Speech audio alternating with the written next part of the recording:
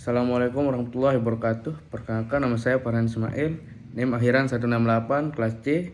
Saya akan menjelaskan materi Python dari pertemuan 9 sampai Python modul. Modul adalah file Python berisi fungsi variabel atau kelas yang bisa digunakan ulang lewat import.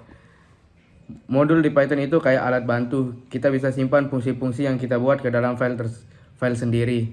Lalu kita panggil kapanpun kita butuh lewat import. Tujuannya adalah supaya program kita lebih rapi dan fungsionalitasnya bisa dipakai ulang.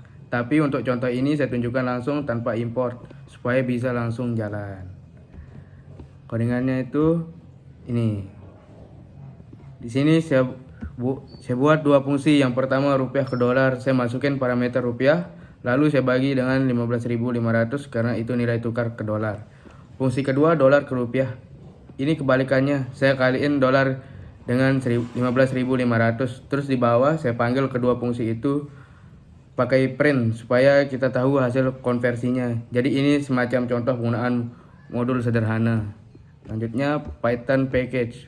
Package adalah folder berisi modul digunakan untuk mengelompokkan kode berdasarkan fungsinya. Nah, kalau modul itu file, package itu adalah folder yang isinya beberapa modul. Tujuannya supaya kita bisa kelompokin fungsi-fungsi sesuai kategori. Misalnya semua fungsi dan suhu di satu modul. Semua yang tentang bangun datar di modul lain. Di sini saya simulasikan dua fungsi dari dua modul langsung dalam satu file. Ini contoh codingannya. Yang pertama saya buat fungsi Celsius ke Fahrenheit. Rumusnya standar suhu dikali 9 dibagi 5 terus tambah 32. Ini buat konversi suhu. Fungsi kedua luas lingkaran saya masukin jari-jari. Lalu hitung luas pakai rumus 314 kali R kuadrat. Lalu saya print dua-duanya, outputnya akan nunjukin konversi suhu dan perhitungan luas lingkaran. Jadi seolah-olah dua fungsi ini berasal dari modul yang berbeda dalam satu package. Variable scope. Scope adalah ruang lingkup variabel. Global dibuat di luar fungsi, lokal dibuat di dalam fungsi. Python punya yang namanya scope atau ruang lingkup variabel. Kalau variabelnya global, dia bisa diakses dari manapun, tapi kalau lokal hanya bisa digunakan di dalam fungsi tempat dibuat. Kalau kita mau mengubah variabel global dari dalam fungsi, kita harus tambahkan keyword global. Nah, langsung aja saya tunjukin kodenya. Ini. Di awal saya buat variabel judul di luar fungsi. Ini global. Dalam tampilan judul saya buat variabel lokal deskripsi dan saya print keduanya. Terus fungsi ubah judul saya tambahin keyword global supaya saya bisa ubah isi variabel judul setelah fungsi itu dipanggil. Nilai judul berubah. Jadi program diubah, itu nunjukin efek dari penggunaan scope global. Special name. Penjelasan untuk special name digunakan untuk mengecek apakah file dijalankan langsung atau hanya diimpor. Python punya yang namanya special name. Yang paling sering kita pakai adalah name. Fungsinya untuk mengetahui apakah file ini dijalankan langsung untuk Python atau cuma diimport oleh file lain. Kalau dijalankan langsung maka name bernilai main. Biasanya ini kita gunakan untuk memisahkan antara kode utama dengan kode yang hanya dijalankan saat testing. Contoh codingannya seperti ini.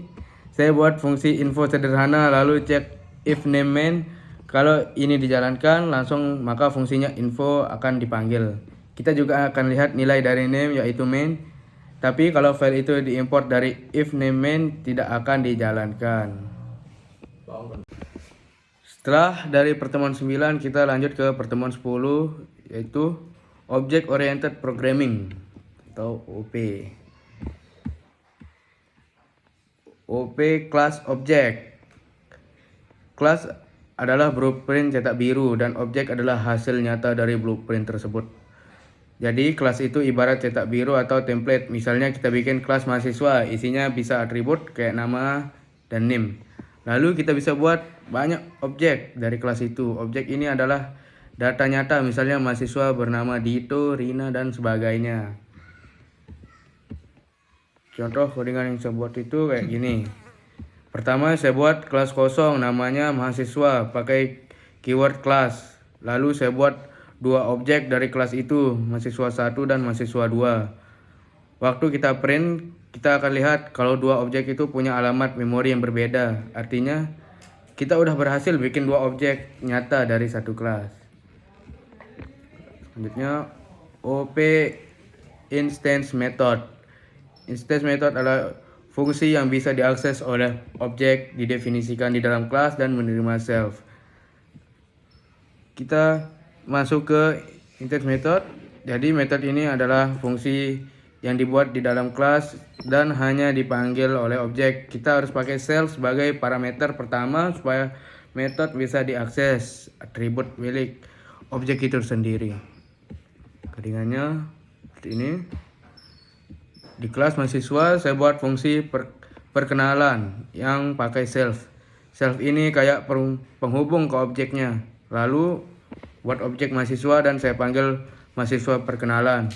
Hasilnya program akan print kalimat, "Halo, saya mahasiswa." OOP konstruktor. Konstruktor init adalah metode khusus yang otomatis dipanggil saat objek dibuat. Konstruktor itu fungsi khusus bernama init. Python akan otomatis memanggil fungsi ini sebagai setiap kali kita buat objek. Jadi ini cocok buat inisialisasi data awal objek.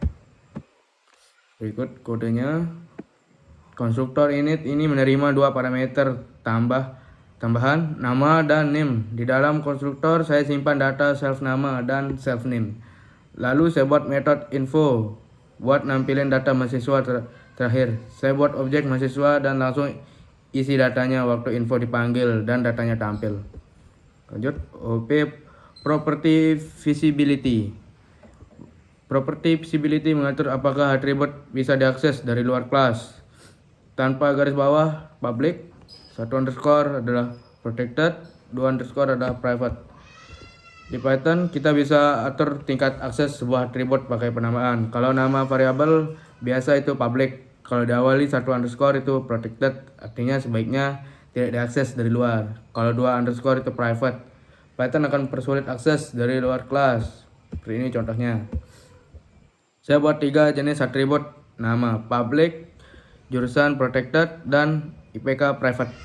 Yang public bisa langsung diakses, yang protected bisa juga, tapi kita dianjurkan untuk tidak. Yang private tidak bisa diakses langsung, tapi bisa diakali lewat name mangli, yaitu class name variable. Lanjut, OP instance dan class attribute. Instance atribut milik objek tertentu, kelas atribut milik semua objek didefinisikan di luar init. Kita bisa punya dua tipe atribut, instance dan kelas. Atribut instance itu milik masing-masing objek, kalau kelas atribut nilainya dimiliki oleh semua objek dan didefinisikan langsung ke dalam kelas, tapi di luar init. Ini contohnya nih. Saya buat kelas atribut universitas yang sama untuk semua mahasiswa.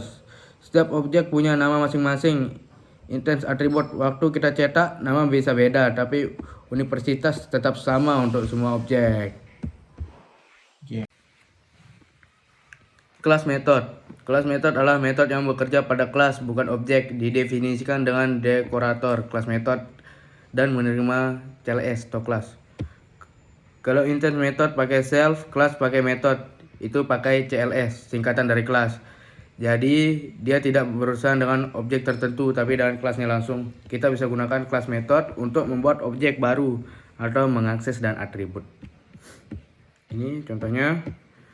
Saya buat kelas atribut jumlah mahasiswa untuk menghitung jumlah objek. Setiap kali objek dibuat, konstruktor akan menambah angkanya. Metode get jumlah ini didekorasi dengan kelas method dan menerima CLS sebagai pengganti self. Jadi kita bisa panggilnya langsung lewat kelasnya, mahasiswa.get jumlah. Static method. Static method adalah metode di kelas yang tidak bergantung pada objek maupun kelas. Didefinisikan dengan static method.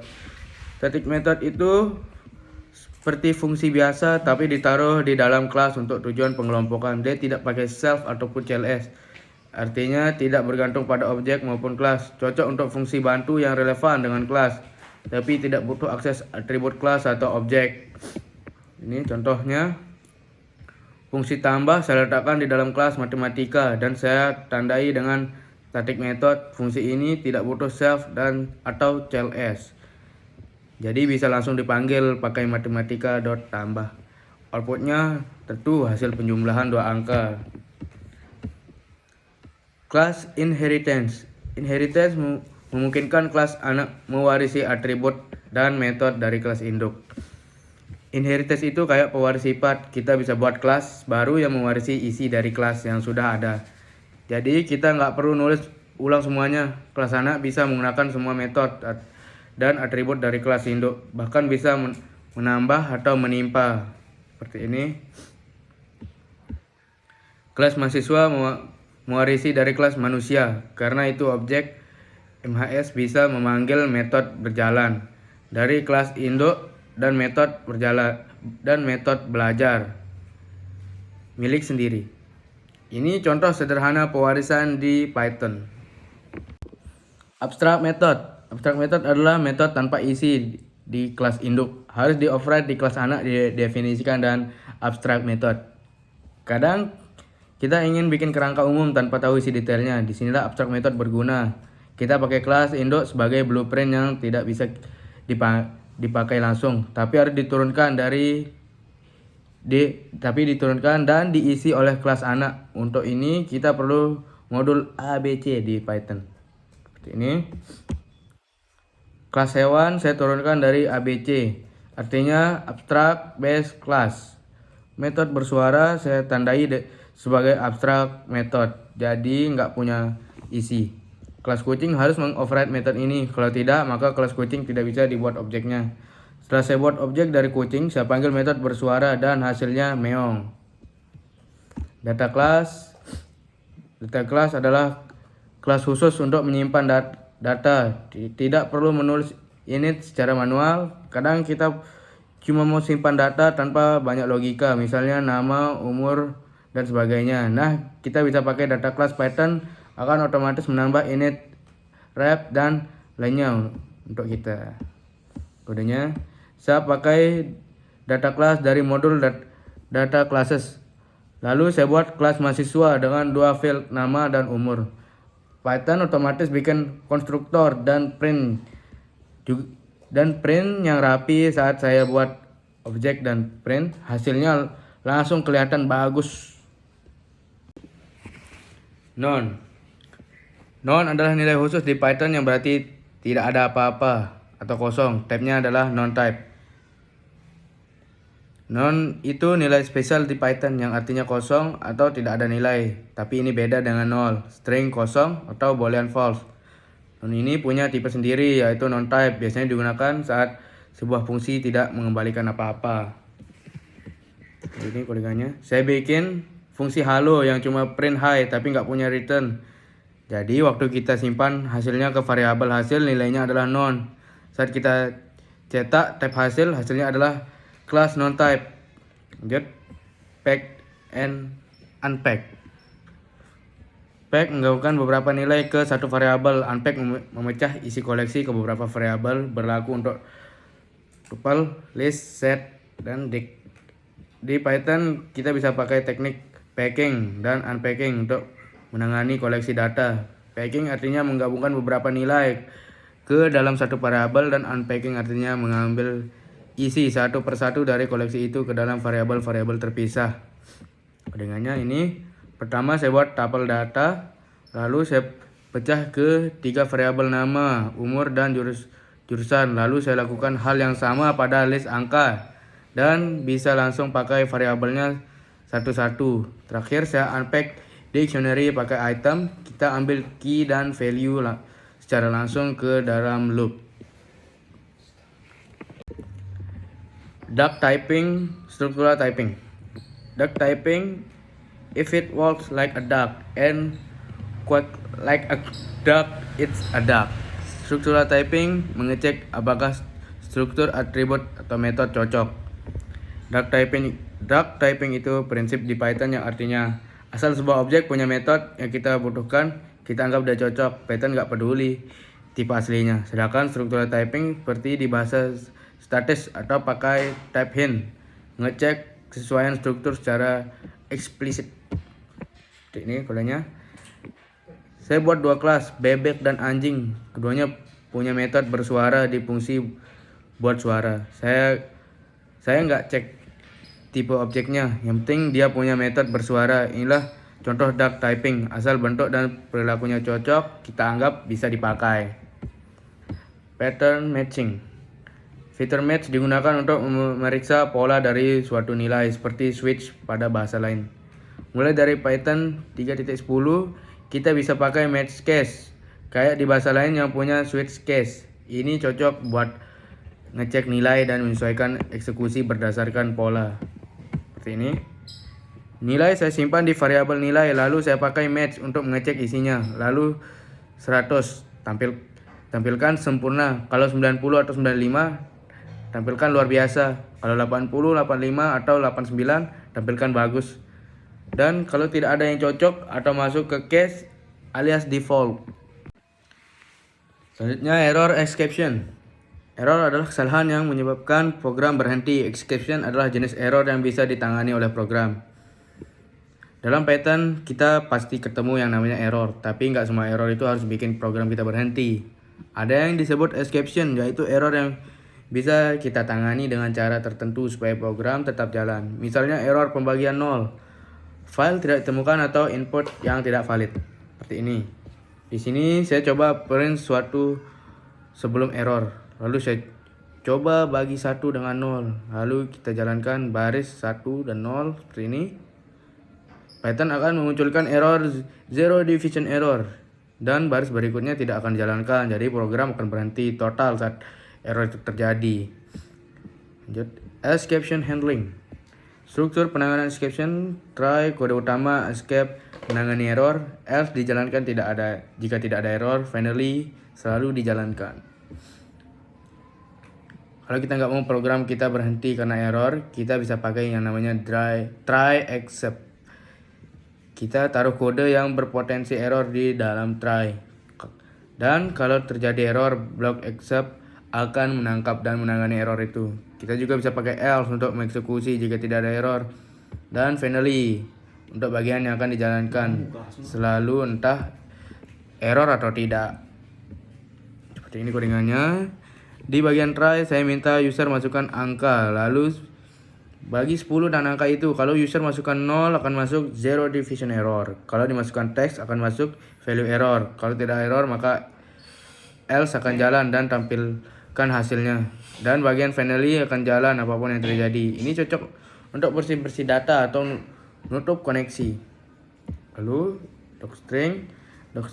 Docstring adalah dokumentasi dalam kode Python ditulis dengan triple quote. Seperti ini biasanya di awal fungsi atau kelas. Kalau kita mau orang lain paham fungsi yang kita buat, atau bahkan supaya kita sendiri nggak lupa maksudnya, kita bisa tambahkan yang namanya docstring. Docstring ini dokumentasi internal ditulis di dalam fungsi kelas atau modul dan bisa kita akses pakai help atau doc. Seperti ini. Saya buat fungsi luas persegi dan kasih docstring di bawah definisinya. Pakai triple quote di dalamnya saya jelaskan fungsi ini buat apa, parameternya apa, dan hasilnya apa. Saat kita jalankan doc akan muncul isi dokumentasi itu di terminal. File IO. File IO input output digunakan untuk membaca dan menulis file. Fungsi open, read, write, close. File IO itu artinya kita bisa membaca atau menulis file lewat Python. Biasanya kita pakai open untuk membuka file, read atau write untuk isi atau ambil data, dan close untuk menutup file. Kita juga bisa pakai with open, bisa biar otomatis tertutup. Ini codingannya. Saya buka file contoh teks pakai mode W atau write, lalu tulis 2 baris teks. Kemudian saya buka lagi file itu pakai mode R, read, dan baca isinya pakai read. Dengan with, file akan otomatis ditutup meskipun ada error. Lalu CLI argumen dan flags.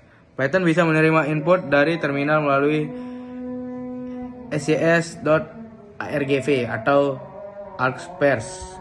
Python juga bisa terima input langsung dari command line atau terminal. Misalnya kalau kita jalankan file Python dari terminal mau kirim argumen, tambahkan kita bisa akses itu pakai yang saya sebutkan tadi, atau kalau mau lebih kompleks dan rapi kita pakai argparse.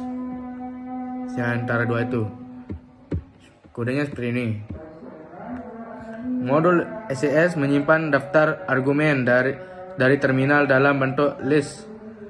Indeks ke 0 itu nama filenya, sisanya adalah argumen. Jadi kalau kita jalankan python script.py rina, maka scs.argv1 sama dengan rina. File atau data format CSV. CSV Common Separated Value adalah format file data tabular. Python bisa membaca pakai modul CSV. CSV itu format file yang paling sering dipakai untuk data table kayak Excel versi teks. Di Python kita bisa baca tulis file CSV dengan modul CSV. Biasanya datanya dipisahkan dengan koma atau titik koma seperti ini. Saya buka file data CSV dengan modul tulis, lalu pakai CSV Writer untuk nulis baris judul dan data. Setelah itu saya buka file lagi dan baca isinya pakai CSV Reader. Setiap baris dibaca sebagai list. Seperti itu. Lalu selanjutnya file data format JSON. JavaScript Object Notation adalah format pertukaran data yang ringan dan terstruktur. Gunakan modul JSON di Python. Kalau kita kerja dengan PI, biasanya data dikirim dengan format JSON. JSON mirip seperti dictionary di Python dan bisa kita baca atau tulis pakai modul JSON seperti ini. Saya buat dictionary data lalu simpan ke file data JSON pakai JSON dump. Kemudian saya buka file itu lagi dan baca isinya pakai JSON load. Hasilnya kembali jadi dictionary di Python. Selanjutnya yang terakhir di pertemuan 15 itu ada pembahasan tentang date, time, time zone. Modul datetime digunakan untuk mengatur tanggal waktu dan zona waktu di Python. Python punya modul bawaan bernama datetime yang sangat berguna buat mengatur tanggal dan waktu. Kita bisa ambil waktu saat ini, bisa bikin tanggal tertentu, atau bahkan atur zona waktu pakai modul pytz seperti ini. Saya ambil tanggal hari ini pakai date today. Buat waktu jam 14.30 pakai time, dan ambil waktu penuh sekarang pakai datetime now. Lalu saya ambil zona waktu Asia atau Jakarta dengan pytz dan tampilkan waktu saat ini sesuai zona tersebut. Selanjutnya datetime, parsing, dan formatting. Parsing mengubah string jadi datetime. Formatting mengubah datetime jadi string. Kadang kita perlu ubah string tanggal ke objek datetime. Itu disebut parsing, dan sebaliknya. Kita juga bisa format objek datetime jadi string yang lebih rapi. Seperti ini. Saya ambil string tanggal strr dan parsing ke objek datetime pakai strp time. Lalu saya format ulang pakai strf time untuk ubah tampilannya jadi lebih user friendly. Terakhir, delete object. Objek bisa dihapus dari memori dengan del. Python otomatis mengelola memori dengan garbage collector. Kalau kita udah nggak butuh objek tertentu, kita bisa hapus dari memori pakai del. Biasanya Python akan bersihkan otomatis, tapi del bisa kita pakai secara manual. Seperti ini.